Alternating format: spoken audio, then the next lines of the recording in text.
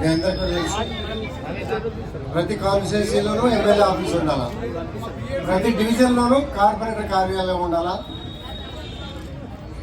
ప్రజలకు అందుబాటులో ఉండాలా, నిత్యం ప్రజా దర్బార్ నిర్వహించాలా, సమస్యను పరిష్కరించాలా అనే మంచి ఉద్దేశంతో ఎక్కడికక్కడ కార్పొరేటర్ ఆఫీసులు కట్టుకోవటం.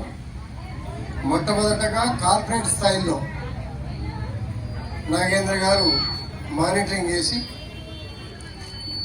ఉన్న టైంలోనే ఇనాగ్రేషన్ చేసుకోవడం చాలా సంతోషంగా ఉంది. ప్రజలందరినీ కూడా ఎందుకు పిలిచాము అని అంటే, రేపటి నుంచి కార్పొరేటర్ ఆఫీసు ఇక్కడ అందుబాటులో ఉంటుంది. పాత ఆఫీసు కాదు, కొత్త ఆఫీసు.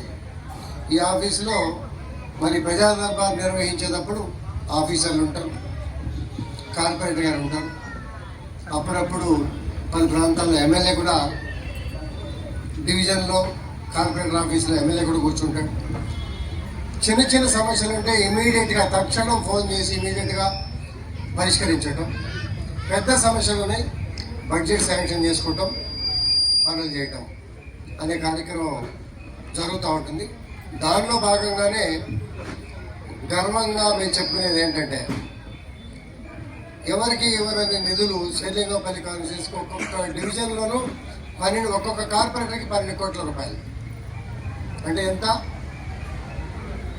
10 డివిజన్లు 120 కోట్ల రూపాయలు శ్రీలింగంపల్లికి శాంక్షన్ అయినాయి. 20 సెంటీమీటర్లు 30 సెంటీమీటర్లు కురుస్తాయో తెలియదు. దాన్ని కూడా దృష్టిలో పెట్టుకుని ఇక్కడ ఫ్లైఓవర్ కూడా పెట్టాం. దాన్ని కూడా అతి త్వరలో జనవరిలో మియాపూర్ ఫ్లైఓవర్ శంకుస్థాపన ముఖ్యమంత్రి గారికి చేయబోతా ఉన్నారు. గచ్చిబౌలి ఫ్లైఓవర్ శంకుస్థాపన చేయబోతా ఉన్నారు. ఇదొకటి, ఒక ట్రాక్ చేయాలా, 2 ట్రాక్లు చేయాలా, 4 ట్రాక్లు చేయాలా అనే దాని మీద రైల్వే వాళ్ళు ఆలోచన చేస్తున్నారు. రైల్వే క్లియరెన్స్ వచ్చే లోపే స్టేట్ గవర్నమెంట్ పార్ట్ ఏదైతే ఉందో అటుపక్క ఇటుపక్క కూడా చేసేసి, ఈ లోపు అది రాగానే కూడా ఫ్లైఓవర్ కంప్లీట్ చేసి ప్రాంత ప్రజలకు ఎటువంటి ఇబ్బంది లేకుండా చేసే బాధ్యత తీసుకుంటాం. మా టార్గెట్ అభివృద్ధి.